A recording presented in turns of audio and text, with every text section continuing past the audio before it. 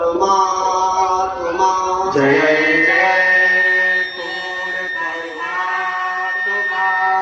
पूर्ण परमात्मा कौन है? अपने भक्तों का रखवाला। पूर्ण परमात्मा कौन है? भव से पार उतारन वाला। जय पूर्ण परमात्मा। जय जय पूर्ण परमात्मा। आदरणीय सभी उपस्थित सज्जनों, माताओं, बहनों, बच्चों, नगरवासियों, क्षेत्रवासियों, आज हम आप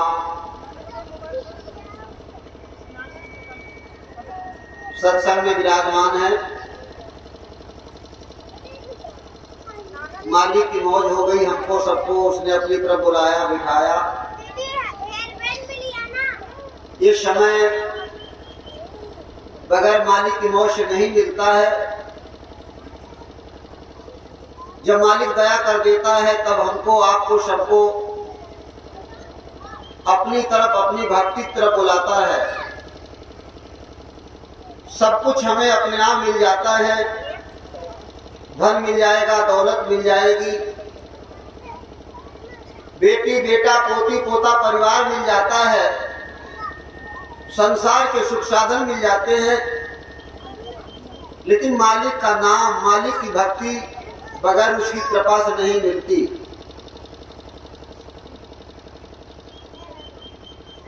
क्योंकि संत महात्माओं ने बताया है, कहा है, शुद्ध दारा और लक्ष्मी पापी के घर होए, संत समागम हरि कथा तुलसी दुर्लभ दोए।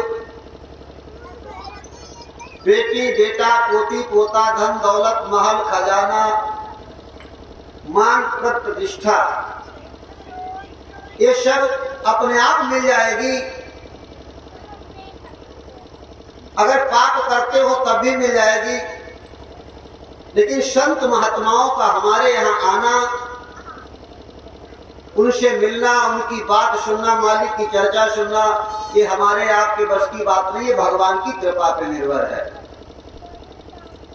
पापी रावण कहलाया गया, कंस, शिशुपाल, हिरण्याकश्यप, ये हमारे पुराणों में पापी इनका शब्द रखा गया। ये धन दौलत बेटी बेटा पोती पोता उनके पास इतना था और किसी के पास नहीं था।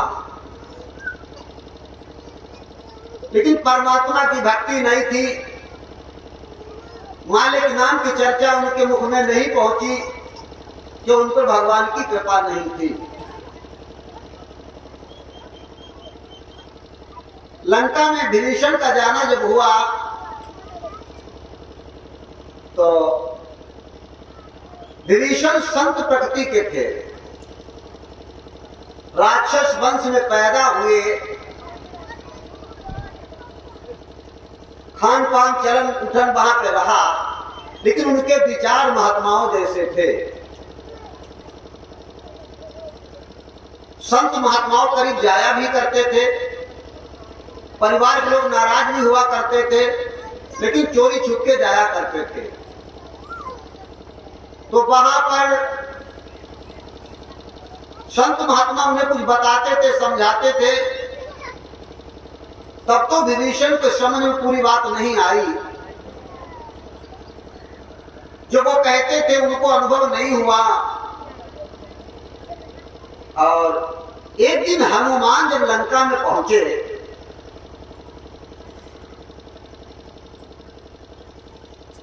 गए थे हनुमान सीता की खोज करने के लिए, अपने काम से गए।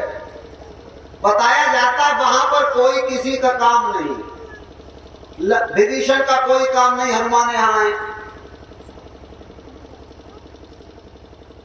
और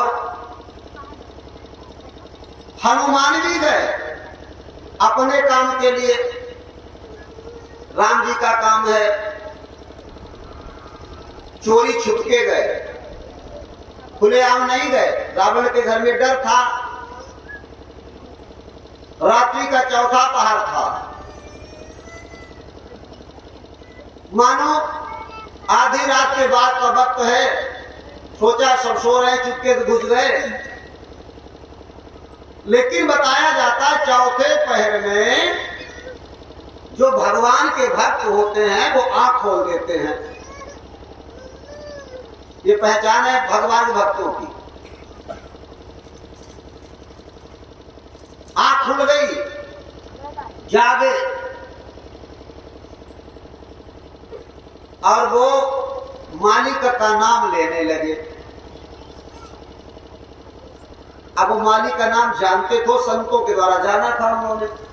जिन्होंने जाना संतों के द्वारा जाना, वो संतों क्या जाते थे तब तो नाम लेने लगे।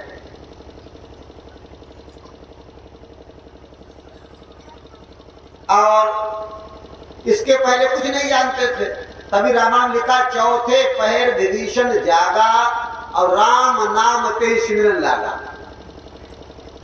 अब बात यहां पे आई है, वो राम का नाम ले रहा है, विभीषण राम जी का नाम ले रहे हैं,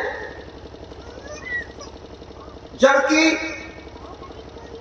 रावण की और राम की बुराई है। अब वो दुश्मन का नाम ले रहा है भैया उनका। राम जी नहीं कह रहे थे, वो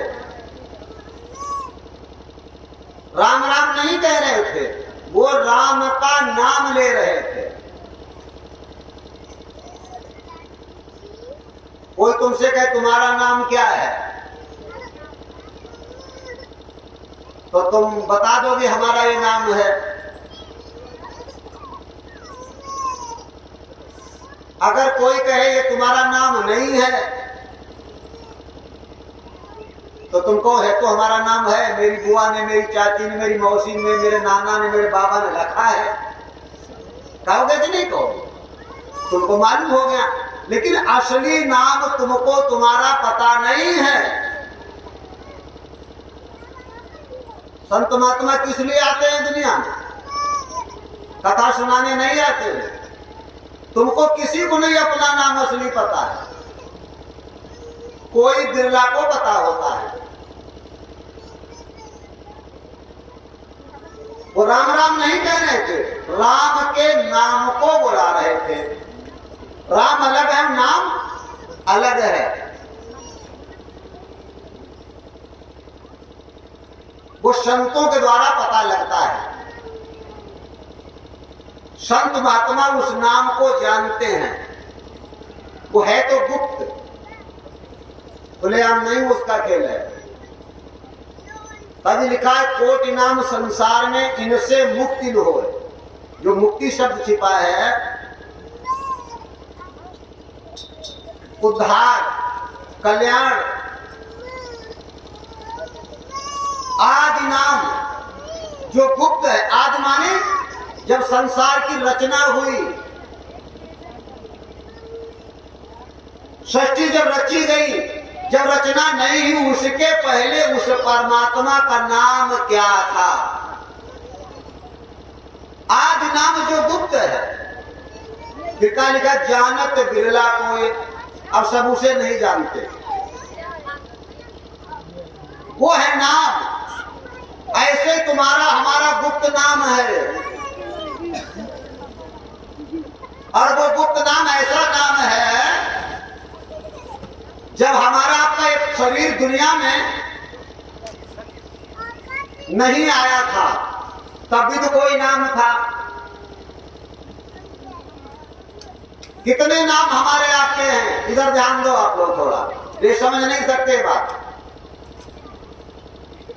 जैसे बच्चा का जन्म हुआ तब उसका नाम नहीं था, तब क्या बोले? बच्चा हुआ है, लड़का या लड़की, स्त्रीलिंग या पुरुषलिंग, ये भी मतलबी नाम रखे गए उसके आकृति को देख करके। जब बच्चा गर्भ में आया तब उसका नाम बच्चा रख दिया, बच्चा है गर्भ में। ये भी बना हुआ नाम है, नकली नाम है बच्चा। अभी बच्चा शब्द है क्या है? क्योंकि स्त्रीलिंग पुरुषलिंग और वैसे तो हमारे व्याकरण में लिंग शब्द आया, एक स्त्रीलिंग होता है, एक पुरुष लिंग होता है, एक स्त्री एक पुरुष, एक होता है नपुंसक लिंग जिसे हिजड़ा कहते हैं, वो नपुंसक लिंग में आता है। इसके बाद एक और लिंग होता है, वो होता है शिवलिंग। लिंग माने आकार होता है, लिंग माने आकार। स्त्री का आकार ऐसा है, स्त्री है, पुरुष का आकार ऐसा है, पुरुष है। और नपुंसक लिंग जो होता है उसका आकार न स्त्री मिला हुआ है न पुरुष मिला हुआ है। ऐसे एक शिवलिंग होता है, वो शिवलिंग जो कहते हैं उसका भी आकार है। वो कब तैयार होता, उसका आकार कहाँ प्राप्त होता? जो तुम लोग पूजा पाठ घर को शंकर जी की मूर्ति लगा के शिवलिंग करते, ये नहीं है। वो जो साधक ध्यान में बैठ करके त्रिपुंड में, त्रिपुटी और भ्रष्टु के बीच में, दोनों भुवों के बीच में ध्यान लगाता है, फिर वहां पर एक आकार प्रकट होता, वो शिवलिंग होता है। वो आकार बनता और बिगड़ता है। वैसे संसार में जितने आकार बनते और बिगड़ते हैं, बच्चे का आकार बना लड़की या लड़का, किसी न किसी दिन बिगड़ेगा, बनना बिगड़ना ये सृष्टि का नियम है।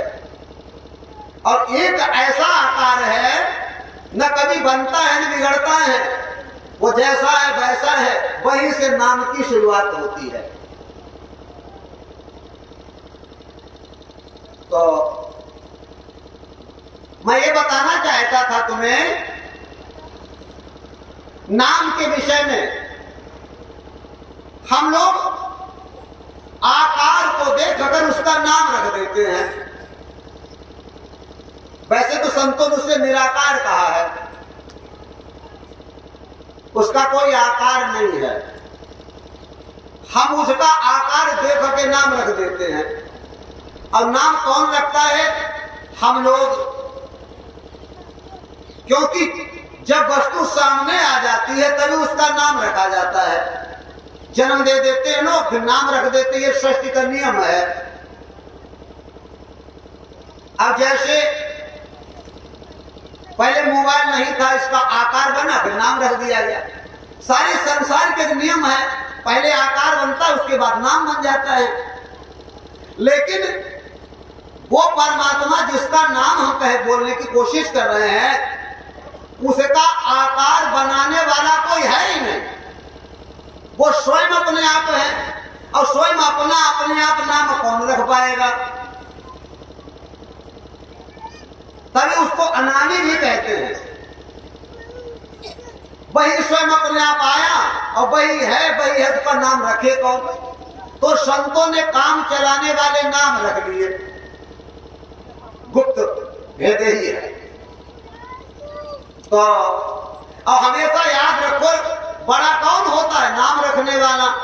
और नाम कौन रखेगा? जो बड़ा होगा, जो पहले आया होगा। नाम की बात आई तो हमारे आपके बीच में बातें आई, अभी यहां पर चली। विभीषण ने नाम को जपा और लिख दिया राम नाम। राम नाम क्यों कह दिया गया? वैसे तो राम का नाम जो है राजा दशरथ के घर में जन्म होने के पहले से था, नया नहीं था। अब हम ये नहीं जान पाए, तुम्हारे गांव में एक ही नाम के 4 लोग रहते हो, 4 लोग,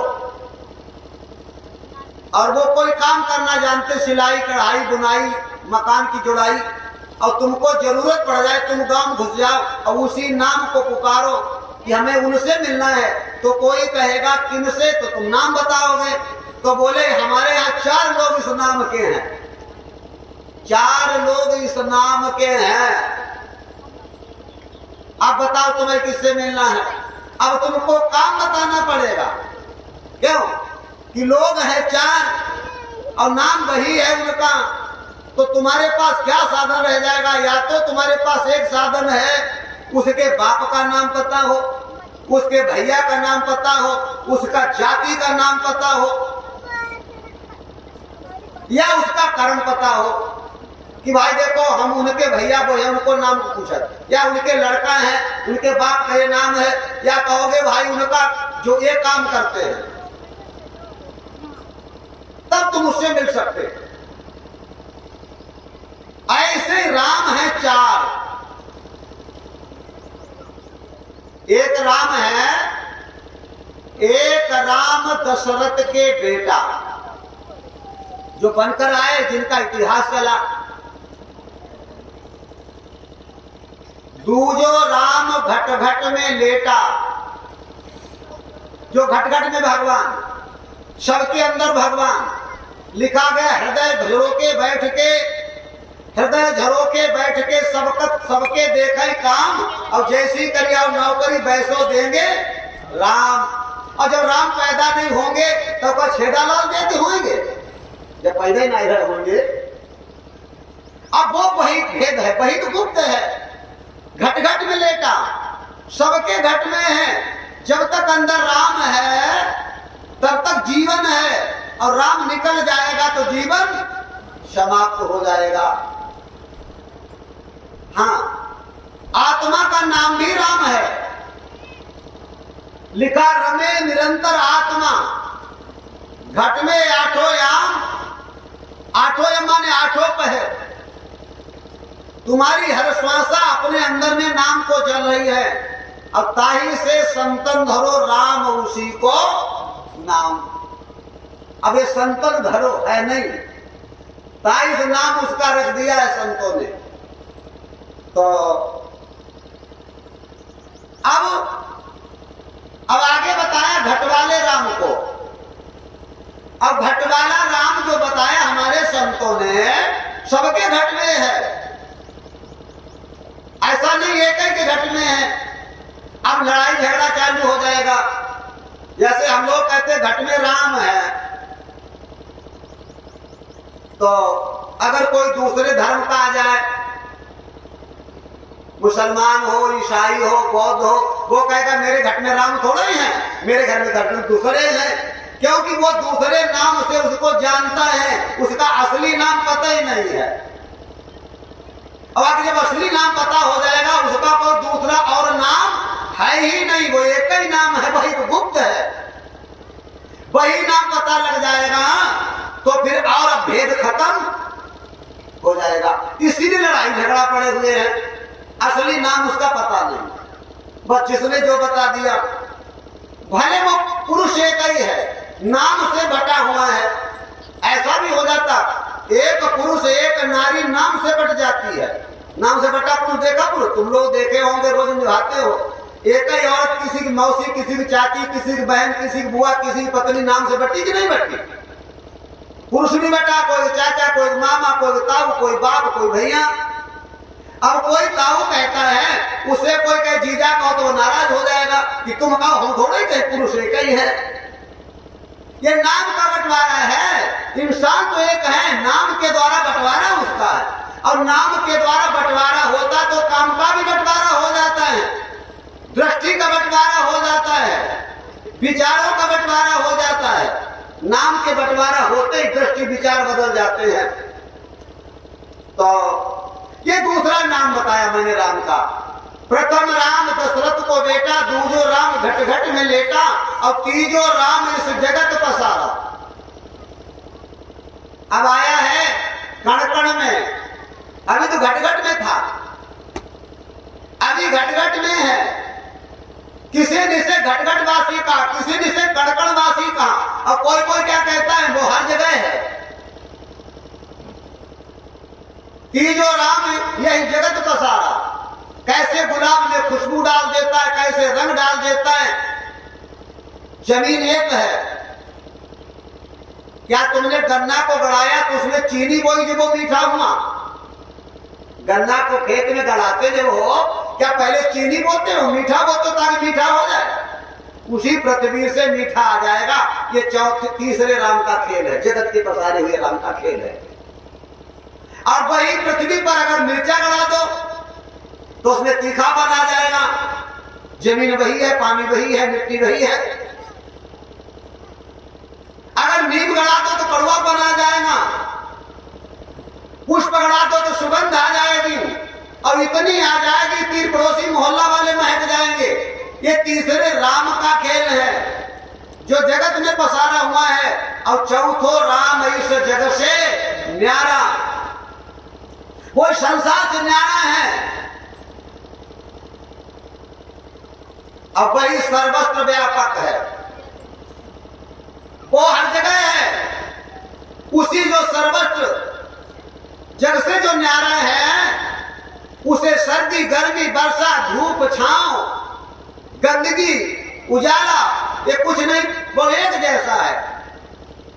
तभी तो कहते वो जाकर के हर जगह पहुंच जाता है, उसका तो हर जगह वास है। बाकी भगवानों का हर जगह वास नहीं हो सकता। क्यों नहीं हो सकता?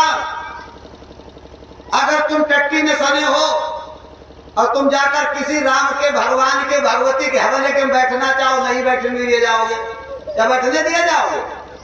नहीं बैठने, कि तुम भी गंदे हो, तुम नहाओ। कहीं पूजा पाठ होता है, कहते आज नहाने ना, आज नहीं बैठेंगे भाई तुम्हारे तीर, क्योंकि अब उतनी रंज है।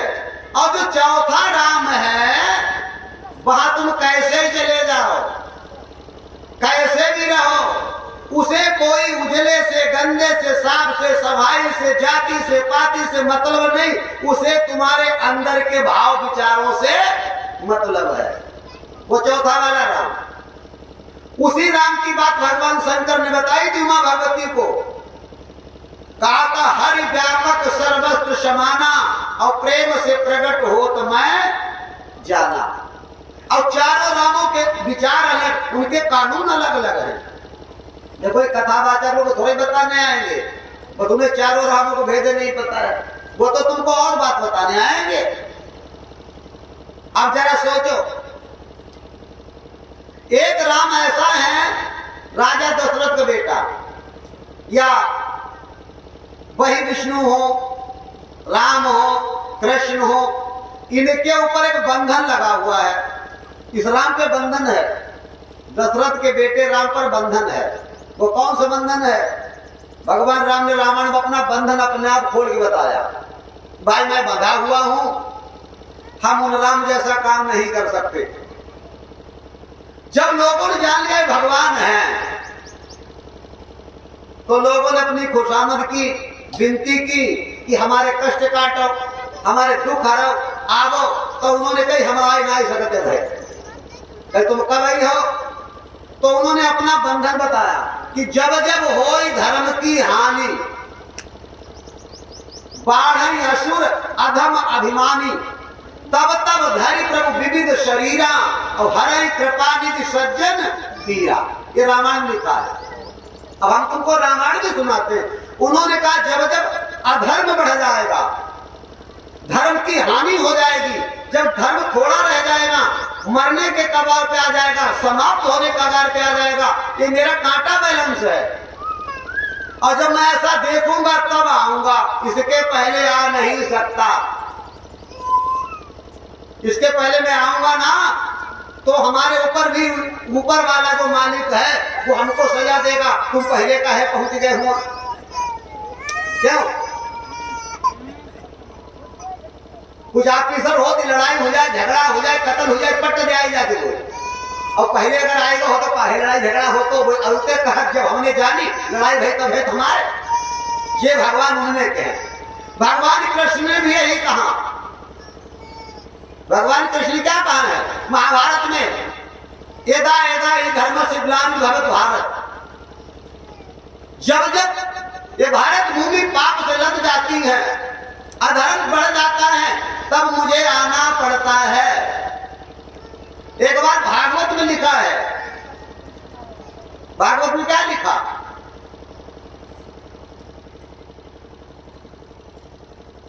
आकाशवाणी हुई, देवकी के गर्भ से भगवान का जन्म होगा। अब कौन से भगवान का जन्म होगा ये नहीं लोग जान पाए। भगवान का जन्म होगा, लेकिन कौन से भगवान का जन्म होगा? वही बात, चार एक गांव में नाम के हैं। अब तुम्हें किससे जरूरत है? तुम्हारा किससे काम? नाम एक ही है। चार लोग एक गांव में एक ही नाम की, तुम्हें किससे जरूरत है? और जब जिससे तुम्हें जरूरत है वो जब तक नहीं मिलेगा तुम्हारा काम नहीं बनेगा। तो अब पता लगा देवकी के गर्भ से भगवान का जन्म होगा। इधर कथा में आया देवकी के गर्भ से पहला बेटा पैदा हुआ, पहला लड़का पैदा हुआ।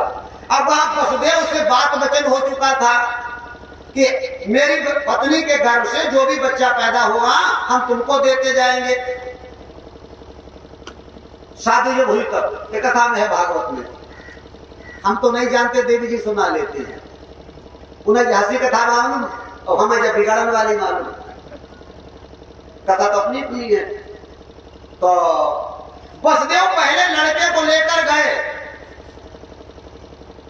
तो कंस के मन में आया ये भोला बच्चा है, इसे मारने में क्या फायदा है, खाली हत्या लगेगी, ले जाओ बस, तुम बड़ा बेकार है, तुम्हें अकल नहीं है, ले जाओ उसे, हमारे का थोड़े बनी, हमें 8वां लड़का दिया हुआ है, हमारी दुश्मनी उससे है।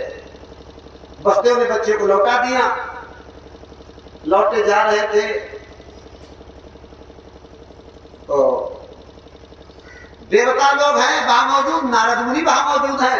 तो बोले भाई देखो दया कंसों के अंदर है, ये देवता लोग बतलाए, बताओ है राक्षस लेकिन दया इसके अंदर में है, बताओ इतना बोलो उसने बच्चा लौटा दो, कहीं 7 में 7 लड़का ना ले 8वां ले। तो नारद मुनि बोले तो भगवान का अवतार हो गया। अगर ऐसे तुम्हारे विचार हुए गए, ज्ञानी हुई के तुम अज्ञानी हो लगे तो भगवान पैदा हुई गए। कहीं तो का हुई है, कहीं भगवान पैदा होने बड़ा देर लगी का है कि अगर भोली भोली आत्माओं को कंस नहीं मारेगा, तुरंत जन्मा बच्चों को नहीं मारेगा, तब तक पाप का पूरा घड़ा भरेगा नहीं, और जब तक पाप का पूरा घड़ा भरेगा नहीं तब भगवान का अवतार होगा नहीं। कहीं तो फिर जल्दी करवाओ, कहीं तो फिर हमें जान दे, हम पाप घड़ा भरवाएंगे, क्यों कांटा लगा हुआ, जब तक पाप का घड़ा नहीं भरेगा तब तक भगवान, मैं तो पुराण से बोल रहा हूँ, एक शब्द लिखा है पुराण में। तब नारद मुनि ने आकर के कंस को बहकाया, और बहकाया कैसे, कमल का फूल उनके हाथ में एक था जिसमें पंखुड़ियां 8 थी, 8, और कमल का फूल कैसा होता है, गोल, 8 पंखुड़ियां। नारद मुनि पहुंच गए और ताली बजा के हंसे, कहा जब बुद्धि खराब होती है तो ऐसा होता है। कंस बोला बुद्धि खराब कह ले बताओ, कहीं आकर के बताओ। अरे पापी, अरे कब बुद्धि वाले अपने काल को छोड़ करके मौज मना रहा है, का मेरा काल, का तुमने देवताओं के द्वारा आकाशवाणी नहीं सुनी, देवकी का 8वां लाल तुम्हारा काल बनेगा, कहीं 8वां बने जो तो पहलो ही है, कहीं जो कमल फूल देखो। तो कंस ने देखा कहीं पे उंगली रखो, एक पंखुड़ी पे उंगली रखा गिना, अब पर रखो उंगली, फिर गिनाओ, सब पहली सब 8वीं, चाहे जाओगे गुरु ही जा।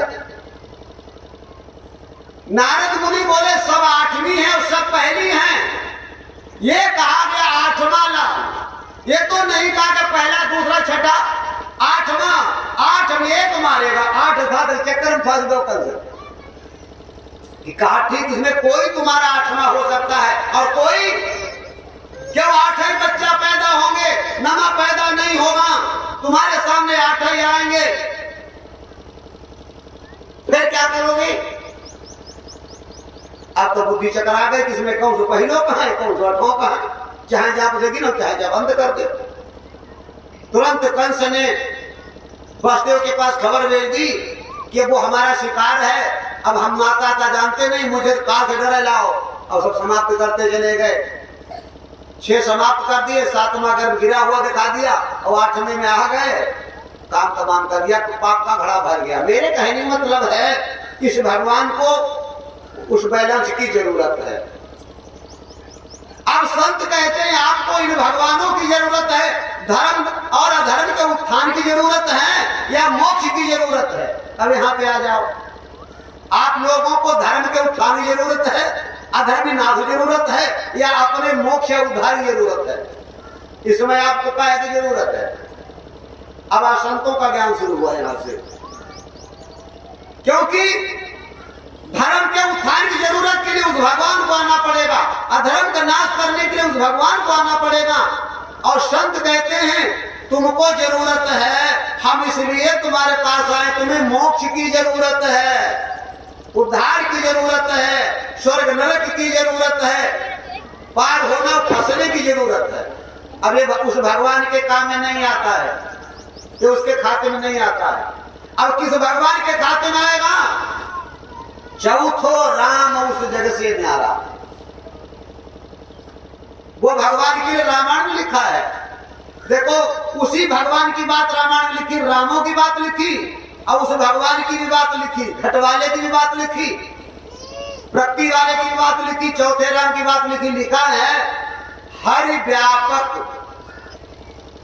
अब देखो सुनो, चौपाई उसी में कह रहे, दूसरी भाग रामायण चौपाई उसी रामायण में लिखा है, हरि व्यापक सर्वस्व समाना। वो हर जगह एक समान विराजमान है, एक समान, कम ज्यादा कहीं नहीं, वो कम ज्यादा कहीं नहीं, न पुजारी में, न राक्षस में, न उजले में, न गंदे में, हर जगह एक समान। और ये भगवान कम ज्यादा होते हैं, जो भाव से पुकारा उसके दिल में ज्यादा, जो कुभाव से पुकारा उससे दूर। जैसे भगवान की बात आई है,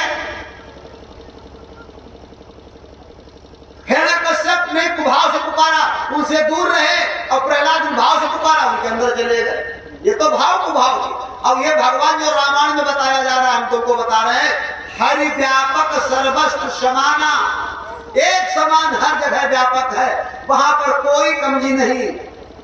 और प्रेम से प्रकट हो तो नहीं जाना। वो प्रकट कैसे होता है? प्रेम से। उसी के ऊपर कोई बंधन नहीं, धर्म का बंधन नहीं, जाति का बंधन नहीं, पाप का बंधन नहीं, पुण्य का बंधन नहीं। बस कोई प्राणी किसी समय जब प्रेम करेगा वो उसी समय प्रकट हो जाएगा, उसको इंतजार करना नहीं पड़ेगा।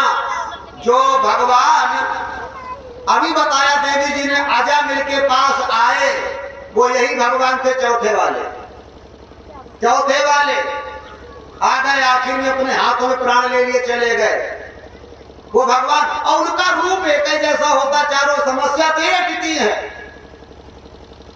अगर संसार का पाप हटाने वाले आएंगे उसी रूप के हैं, रूप स्वरूप घर मकान एक ही जैसा है, नाम एक ही जैसा। ऐसी भूल भुलैया में तुम पड़े हो, ये तो मैंने देखा है। जब मैंने भजन साधना किया तो सबके घर देखे, एक ही जैसे मकान, एक ही जैसे रहन सहन, एक ही जैसे रूप, बहुत अनुभव के साथ उसको पहचानना पड़ता है। तभी कहते तत्वदर्शी महापुरुष ही तत्व के द्वारा पहचान पाते, बाकी कोई पहचान नहीं है। हाँ, अब बात पहचान की आई, तत्वदर्शी कैसे पहचान लेते हैं पता है तुम्हें? एक कथा में आया है,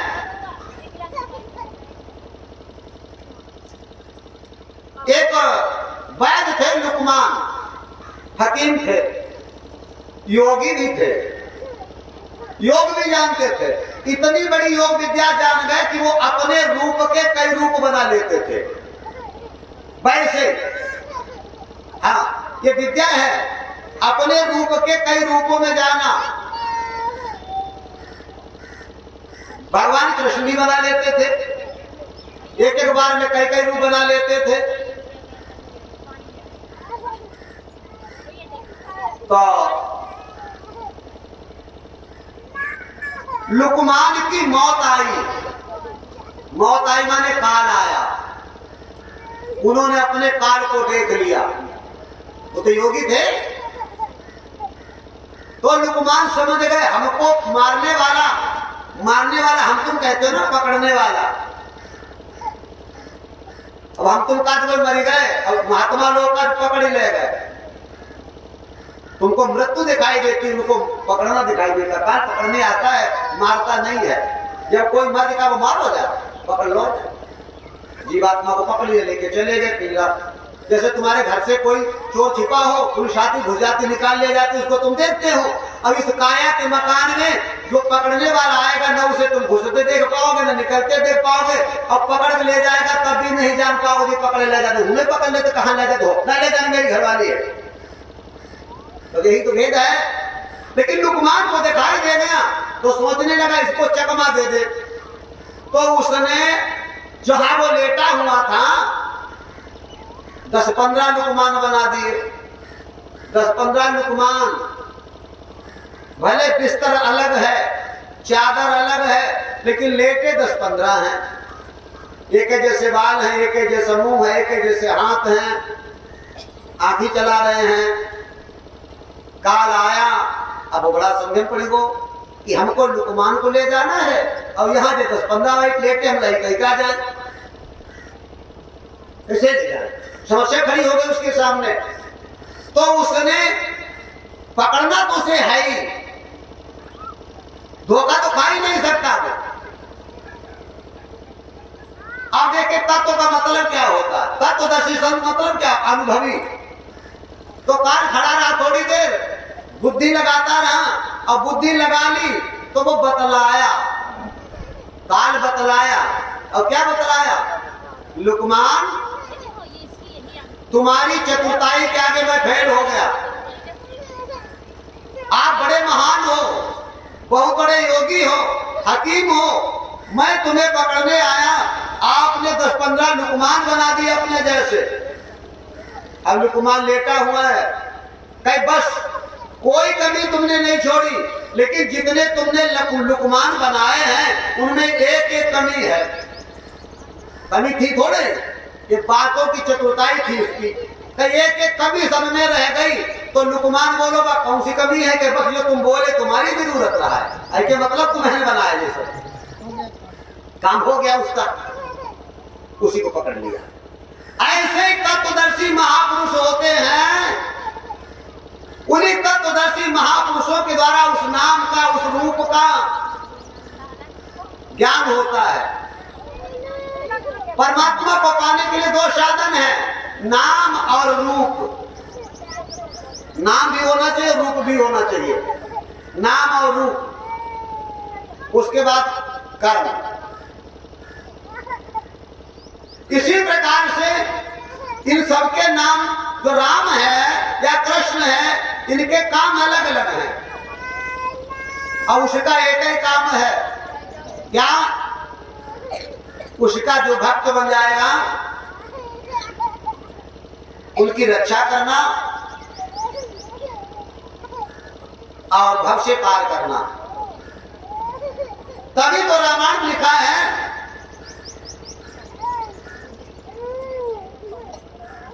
नाम की बात में, नाम की महिमा में रामायण लिखा है, करम कहा लगी नाम बड़ाई और राम शकैना नाम गुण गाई। राम भी उस नाम को जपते हैं, राम ने भी जपा, और जपा है कहां कहां जपा, पूरा रामायण लिखा है। विश्वामित्र मुनि के साथ में जो जंगल में गए हैं, जहां पर इन्हें ताड़का मारी, शिवाहु को पछाड़ा है। आगे लिखा है जब गौतम की नारी अहिल्या का उद्धार कर दिया, जब राजा जनक के बाग में पहुंचे आश्रम पर, तो वहां साफ साफ लिखा है, सब ही संध्या बंदन कीना। सबने, राम ने भी किया संध्या बंदन, लक्ष्मण ने किया, विश्वामित्र ने किया। तो राम जी बैठे का हुआ राम राम राम करते हैं ना, वही नाम गुप्त वाला, वही 2.5 अक्षर वाला। कबीर शाह ने लिखा है, पोथी पढ़ के जब मुआ, मुआ माने मर गया, अब पंडित भया ने, कोई पंडित माने ज्ञानी, पंडित माने जाति नहीं, ज्ञानी, ज्ञानी कोई नहीं हो पाया, पंडित माने जाति नहीं है। पंडित एक पद है, उपाधि है। जन्म जायते शूद्रे, जन्म से सभी शूद्र होते हैं, ये मनुस्मृति में लिखा हुआ है। जन्म जायते शूद्रे, एवं जन्म से सब शूद्र होते हैं। संस्कारेत दुजे, संस्कार जैसे बनते हैं वैसे दुज कहलाते हो। फिर है वेद पठिता सब पंडिता, जो वेद को पढ़ता है वो पंडित कहलाता है। ब्रह्म जाने की ब्राह्मणा, जो ब्रह्म को जानता है वो ब्राह्मण है, राम को नहीं, कृष्ण को नहीं, ध्रुव को नहीं, प्रहलाद को नहीं, ब्रह्म को जानता है। ब्रह्म को, जैसे वशिष्ठ महाराज ब्रह्म को जानते थे, वो राम को नहीं, ब्रह्म को जानते थे, वो ब्रह्म ऋषि थे। इसीलिए राम ने उनके चरण पकड़े जाकर। वाल्मीकि महाराज राम को नहीं, वो ब्रह्म को जानते थे। वाल्मीकि भाई ब्रह्म समाना, और मैं लिखा होता वाल्मीकि भाई राम समाना। जो उपाय क्या लिखा है, उल्टा नाम जपा जग जाना, और वाल्मीकि भाई राम समाना ये नहीं लिखा है, न विष्णु समाना लिखा, न शंकर समाना लिखा है, लिखा है ब्रह्म समाना। तो ब्रह्म जाने की ब्राह्मणा, जो ब्रह्म को जानता है वो ब्राह्मण होता है। लगो रावण शंकर भगवान को जानता था, ब्रह्म को नहीं जानता था, इसीलिए वो, इसी प्रकार ध्रुव भगवान विष्णु को पा गए थे, ब्रह्म को नहीं पाए, तभी वो ब्राह्मण नहीं कहे गए, भक्त कहे गए। प्रहलाद विष्णु को पाए गए, ब्राह्मण नहीं कहे गए। लेकिन रंडी के पुत्र वशिष्ठ रंडी से पैदा थे, वो ब्रह्म को पा गए, इसलिए ब्राह्मण कहे गए। वाल्मीकि महाराज, लोगों आप लोगों ने कथा में सुना होगा किस वंशज में कैसा उनको स्वभाव डाकू थे, लेकिन ब्रह्म के समान हो गए, कि ब्रह्म को जानने वाला ब्रह्म समान हो जाता। जैसे तुम जहां जाओगे उसके समान बन जाओगे। तुम्हारे नाकदार पानी तालाब में चला जाए, तालाब में समान हो जाएगा। अगर गंगा जी में चला जाए तो गंगा के समान हो जाएगा, नहीं हो जाएगा। ऐसे ये हमारी आपकी जीवात्मा है, चार राम है, चौथा राम ब्रह्म है। जब तक उसमें जाकर नहीं लीन होगी तब तक हमारा तुम्हारा भला नहीं होगा। जय पूर्ण परमात्मा, जय जय पूर्ण परमात्मा। हम आपको ये बताने जा रहे थे, विभीषण ने नाम लिया, राम नाम ते स्मरण लागा। वह तो नहीं तुम लोग, हम जो पीछे बता के बुद्धि कटी तो नहीं है? राम नाम ते स्मरण लागा। वो राम का नाम ले रहा था, और वो नाम कैसे ले रहा था, मुंह से नहीं। बात होते यहां पर मुंह से नहीं। अब राम का नाम लिया नहीं, सुमिरन किया है। राम नाम ते सुमिरन लागा। मुंह से जो नाम लिया जाता है वो तेरना होता है, और ऊंट हिले ना, जुबान चले ना, और फिर भी टेरा जाए, वहां से सुमिरन की स्टार्ट होती है। तभी तो लिखा कलयुग केवल नाम आधारा, और सुमिर सुमिर नर उतराए, टेरी टेरी नाय। अरे भाई, अगर बीमार हुई गए और मरण के 4-6 दिन पहले जुबान बंद हुई गई, सांस लौटी ही उल्टा टेढ़ी, लोग कहे बोलती नहीं है, देख भाई आलो, तो तुम टेढ़ी पे होगा, बुला पाओगे?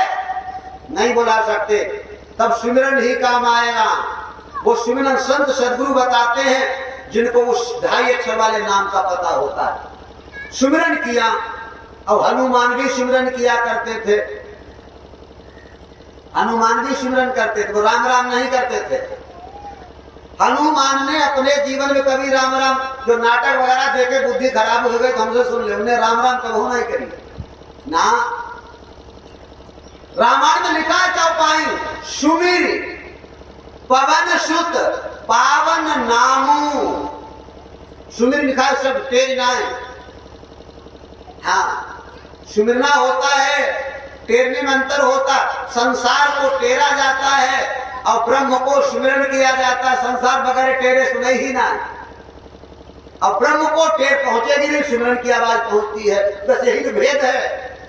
दुनिया वालों को टेर सुनाई है। अच्छा, तुम खाना खाते बैठे हो या पानी रख के ना बैठी हो, अब उच्चा लग जाए, फिर अपनी घर वाली सुमिरन करिए, देखे मैं लोटा लेके आइए, मर भलेगा लेकिन पानी ना करनी। वहां सुमिरन नहीं काम करी, वहां चिल्लाओ आवाज, और ईश्वर में टेर नहीं जाएगी। वहां सिमरन जाएगा, आवाज नहीं जाएगी।